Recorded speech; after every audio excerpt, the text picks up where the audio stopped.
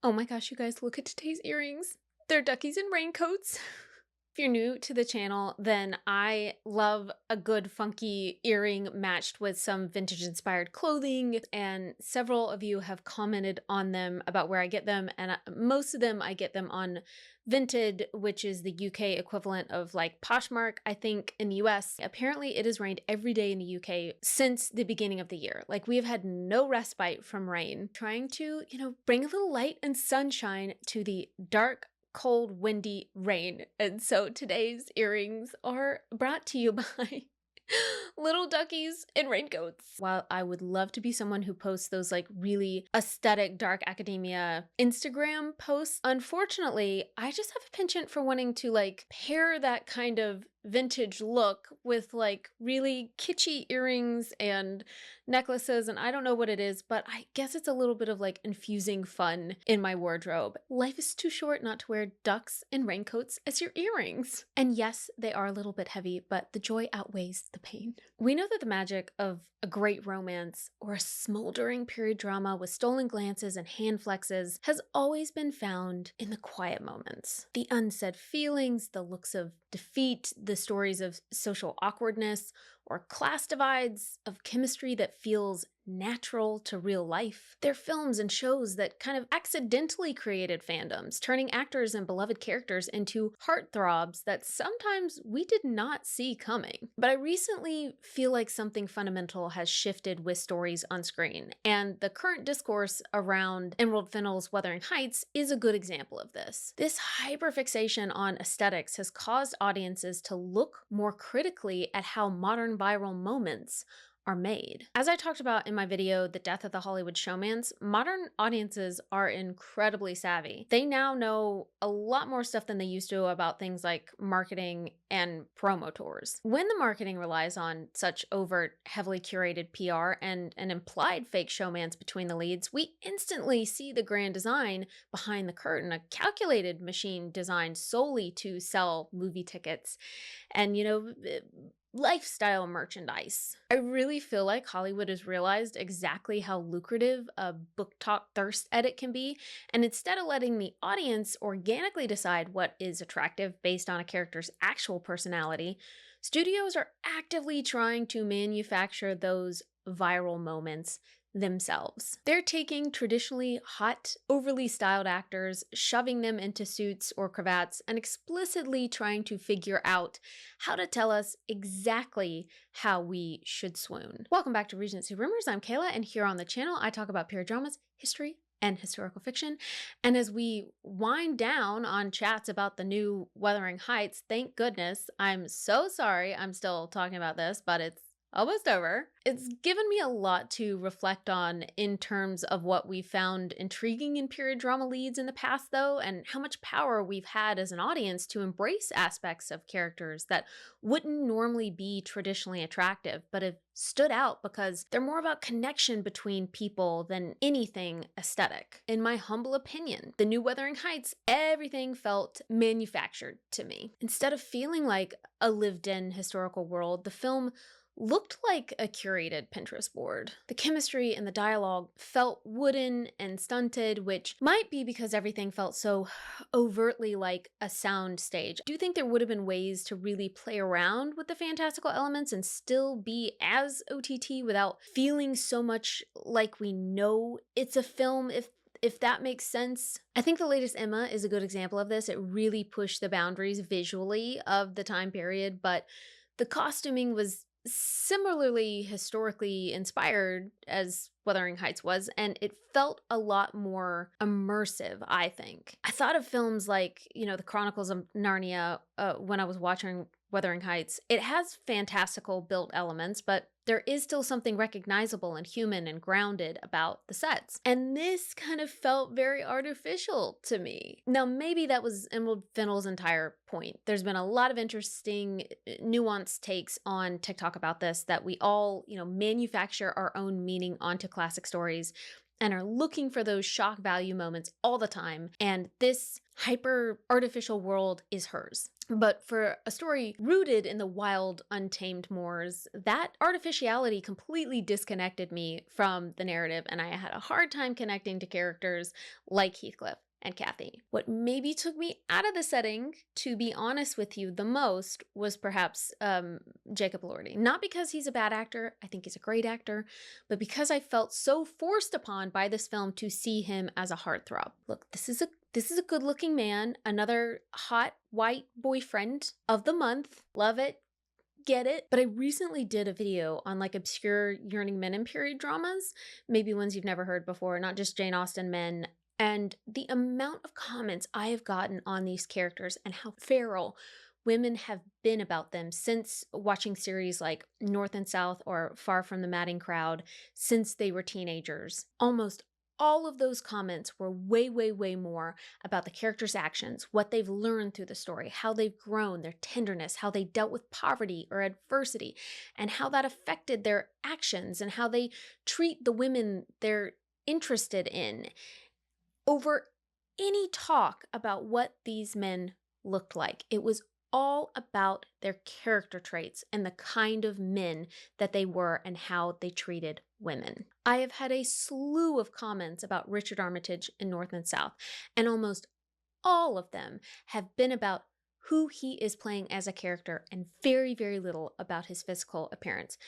And let me tell you, he's a beautiful man, and I agree with so many of the comments that do say like, "Ooh, swoon," but almost all of them are led by he is attractive because he is a good person to her or because he yearns her. I grew up watching period dramas where the male characters became attractive through the stories first, and then we were giddy over their looks second. I think it's a step too far when people dismiss this film simply as Emerald Fennell's self-insert dream. People have been saying that they feel like she cast Jacob Elordi because that's her dream of a Heathcliff and Margot Robbie is supposed to be her. And while I think that's a bit too much, I do understand where the root of that argument comes from. In my humble opinion, casting the internet's current tall, hot boyfriend as a feral, abusive, deeply miserable Heathcliff immediately signaled to audiences that this adaptation was going to prioritize the visual, aesthetic appeal of its lead over the actual grit of the story. If the goal was to build a completely fabricated, stylized world, I don't understand the need to then force Jacob Elordi to do things like have a northern accent that he couldn't quite pull off. My husband is northern, so I find that accent incredibly attractive, but if you do it wrong, or it's over-exaggerated, or in Elordi's case, weirdly deep, it can easily veer into cartoonish territory, which is what I think happened here. If everything else in the movie is so stylized, why not just let him do an accent that feels natural to him? I personally could not take him seriously as a hot character with this accent. I'm so sorry. It was not as bad as I was thinking it was going to be, so I feel like in a lot of ways he like halfway pulled it off, but because of how over-exaggerated it was at times and weirdly deep and unnatural, I was like it's I'm struggling. Had the director cast Heathcliff as a man of color, it would have provided a brilliant, undeniable representation of the insurmountable societal barriers keeping them apart in that era, especially if she was wanting to lean in more to the aesthetics of everything. That could have carried the storytelling a bit more and not had to rely on the limited dialogue that is in this film. But with Jacob Elordi in this role, the stakes feel confusingly low. In this specific adaptation, it makes very little narrative sense why Heathcliff couldn't have simply gone off, made his fortune, and returned to marry Kathy without issue. The film demands that we buy into this impossible, tragic class divide, but it never actually puts in the work to show us why it was really impossible in the first place. Look, I think Jacob Elordi looks incredible in a cravat. There's no denying that. But to me, Heathcliff requires a deeply unsettling level of grit. He's a survivor of brutal abuse, a man hardened by the elements, driven to absolute madness and feral cruelty by his circumstances. Jacob Elordi, while a talented actor, inherently kind of carries a modern, polished aura, in my opinion. I think he was cast rightly as a cool, wealthy Oxford University student in Saltburn, but not as a working class man from Yorkshire who would dig up a grave out of sheer obsessive grief. The film completely skips over the heavy lifting required to make us sympathize with Heathcliff. It doesn't explain how he acquired his money while he was gone, how he toiled, or the brutal societal restrictions that kept him and Kathy apart. Because the narrative doesn't build that bond, it feels like the movie basically just points at him and says, look, he's pretty. Care about him. I've said this before, but I do think there is a stark contrast to how the press tour of Frankenstein was handled compared to Wuthering Heights, particularly in how Jacob Elordi was spoken about and the reasons for why he was chosen for the role. For both of these roles, he was chosen in part for his looks, but I believe for very different reasons. So Elordi wasn't even originally cast as Frankenstein's monster. Andrew Garfield was. But when Elordi stepped in, Del Toro utilized his specific physical presence to highlight the themes of the film. In Frankenstein, Victor's trying to play God by creating the ultimate perfect human specimen. Elordi's towering height and classical proportions make him look exactly like what you would envision from a Victorian medical sketch or Leonardo da Vinci's Vitruvian Man. He is structurally, anatomically beautiful, which makes the reality of the story so much more tragic because despite that physical perfection, he's stitched together into something the world ultimately rejects as a monster. Del Toro used Elordi's attractiveness as a narrative tool, and because the character was built with such profound sympathy and tragedy, audiences organically found him captivating beyond his looks. Even with the wispy hair and the bluish skin, I was trying so hard to explain to my husband, the female gaze and why women would find Jacob Elordi even more attractive in that state than him just on a red carpet. And I don't completely understand it, but I am going to try and go into the female gaze and how, it's different from the male gaze. It is all about what is inside that then makes us feel more attracted to what's on the outside. For Wuthering Heights, one of the reasons I feel like Jacob Elordi was chosen for his looks and book talk appeal is something that he said in one of his interviews. He said something to the effect of, "Don't go looking for your Heathcliff will find you." Is that a threat? If you know the actual story of Wuthering Heights, that is a terrifying statement for someone to make. But it also sounds like a line that was either given or he thought of because he was like, okay, I am more on a romance promo tour here. I need to lean into don't go searching for your perfect man. Your perfect man will find you. That's not the same as being like, oh my gosh, one day you'll find your own Mr. Darcy. That's like saying, one day you'll find your own abusive husband, which is a wild statement to make. So to me, it feels like he either didn't read the book or didn't take in the book, or he was coached that, hey, you're meant to be a heartthrob in these interviews, lean into the whole sexy character. Every woman wants their own hot guy in a cravat and can dream about it through your performance. While Heathcliff is a complex character on paper, in this specific adaptation, it does feel like to me Elordi was chosen purely for his book talk appeal, in my opinion. And that's not to say that it isn't important for a character like Heathcliff to be attractive to Kathy, so that's a part of why he's good looking, because he needs to be attractive for Kathy. What we find attractive is that these two people are attracted to each other and that their performances are heartfelt. And so their attraction to each other is what makes us attracted to the characters, not us being given really hot characters and then going, oh, okay, I should find this attractive.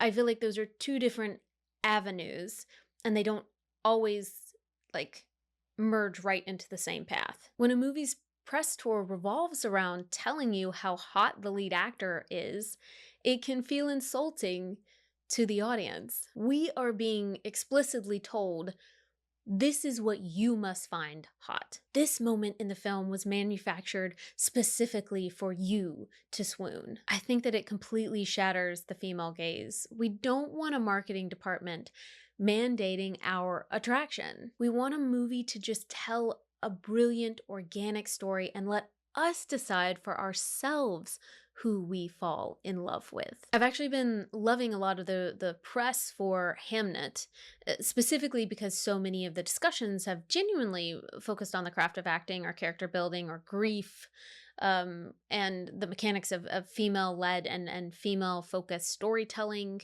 But even a prestige project like that couldn't entirely escape the modern press tour trap of a viral moment. During a recent interview, the conversation inevitably derailed into questions about Paul Mescal's sex appeal, with the director joking about setting out to make a hot Shakespeare. I know that it was meant to be a lighthearted joke, but I am just incredibly tired of this being a default focal point for a lot of interviews right now, that she would even feel like she needed to joke when somebody brought that up. It feels like there's this need to placate an amorphous book talk romantasy audience in some of the interviews for films that's not even the target demographic, and it does feel a bit tiring.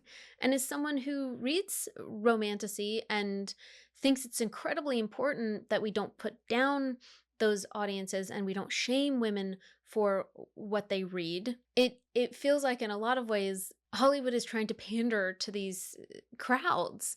And I'm like, who are you talking to in these interviews? Why do all of these interviews have to be about, oh wow, look how sexy that is? Like, a lot of women that read this kind of stuff are also very intellectual and very intelligent.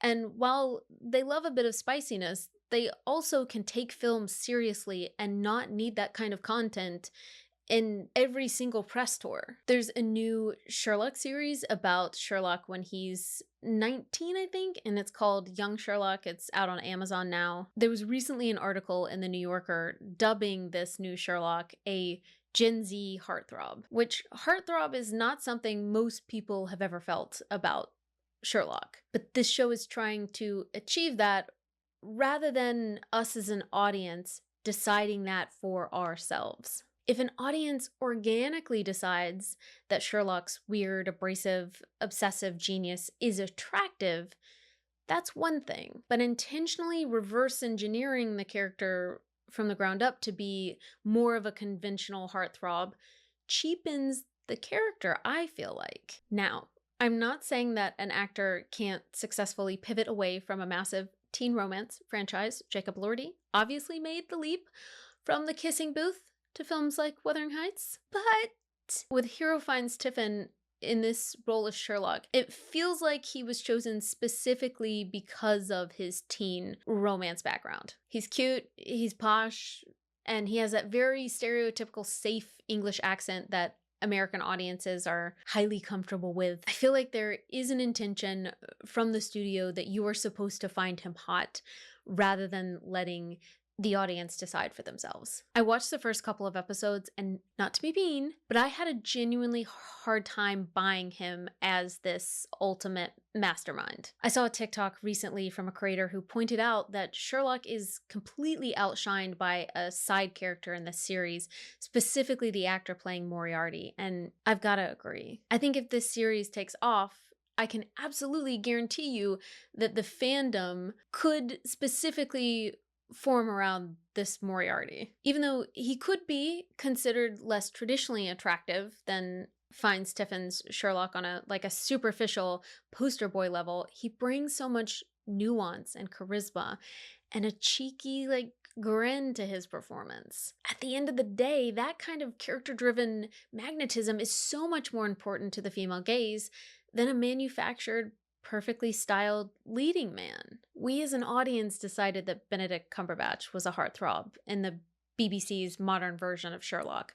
We Tumblr millennials back in the day decided that. I believe that was an entirely unexpected byproduct of just breathing fresh, character-driven life into an old story. There's this hilarious old interview that I came across of a Star Trek press tour with Alice Eve and Simon Pegg, where the interviewer brings up Cumberbatch's new heartthrob status. Both Simon Pegg and Alice Eve basically start joking that in real life, Benedict is actually a bit dweeby, which is rude, but the interview was funny and lighthearted, and Alice Eve seemed genuinely confused by the focus on Benedict Cumberbatch. She pointed out that, like, Chris Pine, who for many is seen as the ultimate, like, traditional flowy haired Hollywood heartthrob, was right there in the movie with them, and yet the focus was about Cumberbatch. And of course, people do find Benedict Cumberbatch attractive, but that entire dynamic perfectly illustrates the massive difference, in my opinion, between the male and female gaze. The female gaze is so much more focused on character than conventional aesthetics. Cumberbatch's version of Sherlock was aloof, intensely brilliant, highly observant, and socially abrasive, but also had this endearing underlying obsessive energy that just did it for a lot of us. Like, it was the intelligence, y'all. That specific, like, character-driven intensity is what drew the audience in. Him suddenly turning into a massive Tumblr obsession for a million of teenage girls was absolutely not on the BBC or PBS's bingo cards. I think at that time they were just focused on making kind of a modern adaptation of a classic story. But when you compare that organic obsession to what it feels like we're getting today with the Young Sherlock series or a lot of modern teen shows, there's this exhausting effort to force the audience to find someone attractive. Everything feels like it has to be BookTok-ified. There's this new teenage show, Finding Her Edge. They literally had one of the love interests randomly repeat the Mr. Darcy hand flex. I could only get through a couple episodes of that, I'm not gonna lie to you. Instead of letting the actor do something unique to his own character that might naturally appeal to audiences, the studio just copy and pasted a viral trope. And I get that it's a teenage series, but how many of the teenage series that you can think of, like in the 90s and early 2000s, had very original reasons for why some of the characters were so attractive to the audience? This proves to me that when these appealing moments are manufactured to pump out more content to guarantee a viral edit, especially in romances, they lose absolutely all of the actual magic of what makes stories like these appealing to audiences. The originality. Some people are going to disagree with me here, but I also felt like this a bit with Bridgerton season 3 with Colin and Penelope, and they are my favorite characters. I love them the most in Bridgerton, but this is just the way I felt. For a massive portion of the audience, Colin's sudden performative rake persona felt forced and honestly gave a lot of viewers the ick. I dive much deeper into this specific dynamic in my video on why golden retriever boyfriends give you the ick.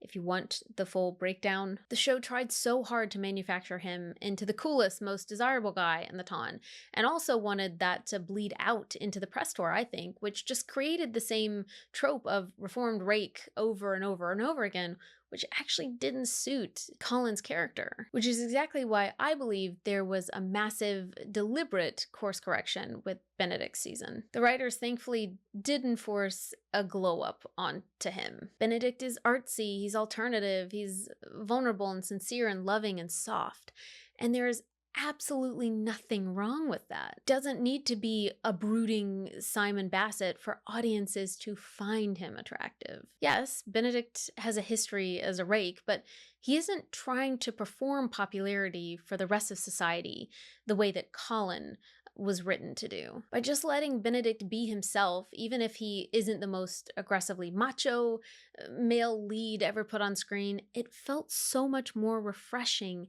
and real. Sure, some people might feel like they have to sit through a season of a character who isn't exactly their specific type, but that's life. I feel like things have been so tropified that people feel like it's fine for them to be like, well, Luke Thompson is aged and like, can't believe they think that this guy is an attractive lead. Like, are you serious? Like, this is supposed to be about his character and him falling in love with Sophie. That's what's supposed to be attractive to you on screen, that the two of these people are in love with each other. Because the show didn't forcefully shove a manufactured heartthrob agenda down our throat, we were actually allowed to just organically fall in love with Sophie and Benedict as a couple, rather than feeling mandated to fixate on Benedict's sex appeal. Obviously, it's always been the case that attractive people have been cast in film and television, and I'm not denying that that's a thing. But I think there are storytellers and directors and showrunners who are mindful about that, not wanting to be a huge, focal point of the series.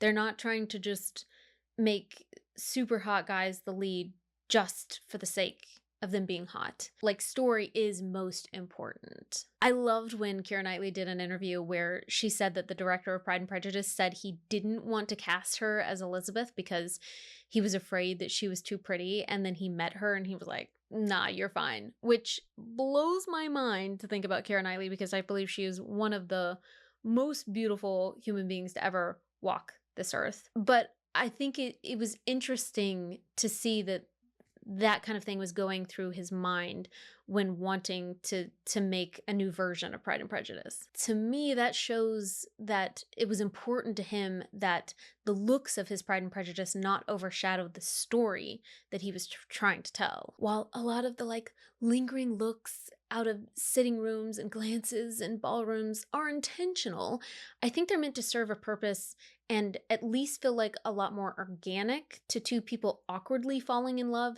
than trying to make moments specifically for the audience themselves to swoon. You're supposed to connect with the couple's connection, not trying to manufacture the two people separately being hot and that's the main focus. That's why I found the famous hand flex to be so iconic in my mind. It was a pure organic manifestation of, maybe Darcy's anxiety or his physical repression. During the film's 20th anniversary, we found out that the hand flex wasn't even written into the script. It was literally just a natural detail that Matthew McFadden did that happened on the day it was caught on camera by accident, and the director decided to keep it in the final cut. And when that behind the scenes fact came out, a lot of people, including myself, were genuinely shocked that it wasn't some highly calculated plot point. But I think that just proves how accustomed we have become to the way film and TV is made now, where we automatically assume every single viral swoon-worthy moment was intentionally crafted, rather than some of it, at least, organically happening from the actors choosing to play characters in particular ways. I think when someone is cast specifically to be the hot person, and then so much of the marketing is focused on how attractive they are, it completely robs the audience of the discovery process for themselves to kind of come together as a community and establish that. The female gaze specifically doesn't want to be told who to thirst after.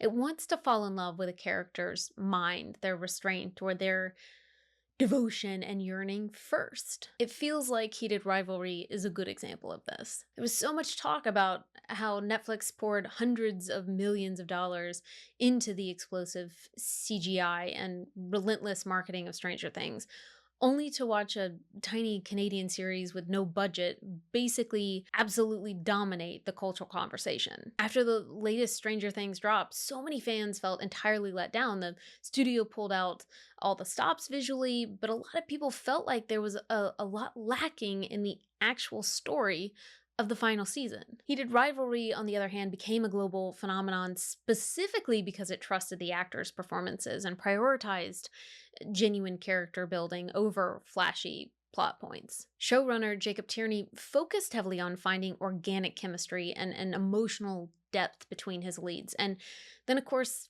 it didn't hurt that they were really good looking, but I do believe that an audience will always choose a richly developed, slow connection over a massive budget and a roster of actors who are just placed on screen to look pretty. With Jacob Elordi, yes, he's undeniably hot, and yes, he's a talented actor. But if you were to make the female gaze rank what actually matters most, the purely physical looks of the actor versus the internal struggles, the nuances, and the actual story of the character is going to win every single time. For the female gaze, attraction is so deeply intertwined with a character's personality anyways. And it's entirely subjective. You can see that kind of play out right now with the new Netflix first look of their version of Pride and Prejudice. There are already people online complaining that Jack Lowden shouldn't be a blonde Mr. Darcy, or preemptively judging that he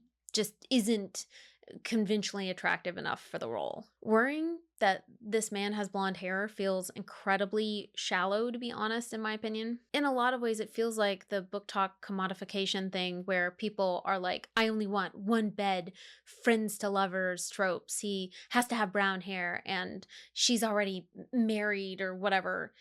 You know, send me suggestions of just this very specific trope. It's like, why don't you give different types of books a chance and see these characters as humans rather than tropes? I personally believe Jack Lowden was cast in this role because of his incredible acting abilities, not just because he fits a manufactured conventional heartthrob mold. Although for the record, I personally think he's a very good looking guy. But the absolute biggest test for this new adaptation is going to be whether or not it brings something fresh to the table that actually feels natural. The director and the cast have to take real risks to allow moments to become appealing to the audience in their own right, rather than just trying to do a play-by-play recreation of the 2005 version, simply because they know those specific elements worked in the past. People are so incredibly desperate for adaptations to feel true to the original story while still being real and authentic. We just want the romance to unfold organically without feeling like our attraction to the characters is being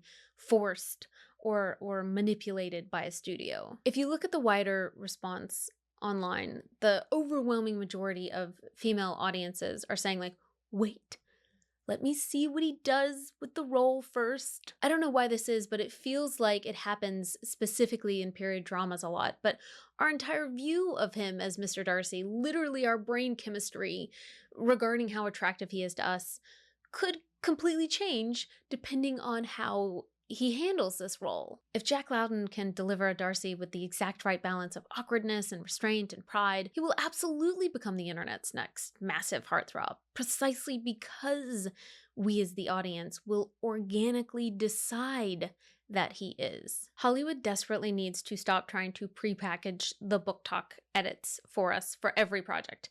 They need to trust the story, cast incredible actors, and let them be weird sometimes. Let them be awkward. Let them not always fit the exact manufactured mold of what is currently Instagram hot. The audience doesn't need to be told who to fall in love with, so stop trying to spoon feed us the viral thirst edits and just give us a good story, and we will build the fandom ourselves. Well, that is it for me, guys. I'm not gonna lie, I am happy to be moving on from talking about Wuthering Heights. I've got some more history content coming. I'm super excited about that. It's so funny because I've watched older period dramas and shown some of my friends, or they've shown me ones that they used to love. And sometimes you watch them now and you're like, why was I so in love with this character back in the day? Like, what on earth was going on with his hair? Or like with Mr. Rochester in Jane Eyre, you're like, wow, he's manipulative and toxic, but I loved him as a teenager. It's so funny how our perception changes and weirdly, you know, somehow how it stays the same at the same time. I love that stories have the power to do that. I just wish with all this AI going on that it could actually be useful and like magically figure out a way for me to rewatch my favorite stories for the first time ever. You know what I mean? Like, oh my gosh. Like the feeling of watching Pride and Prejudice for the first time again. The feeling of watching Jane Eyre and like discovering the big plot point for the first time, like that feeling, I would pay for it. Like that's what AI should be doing. I don't know how that would work, but something other than what it is doing. Okay, bye.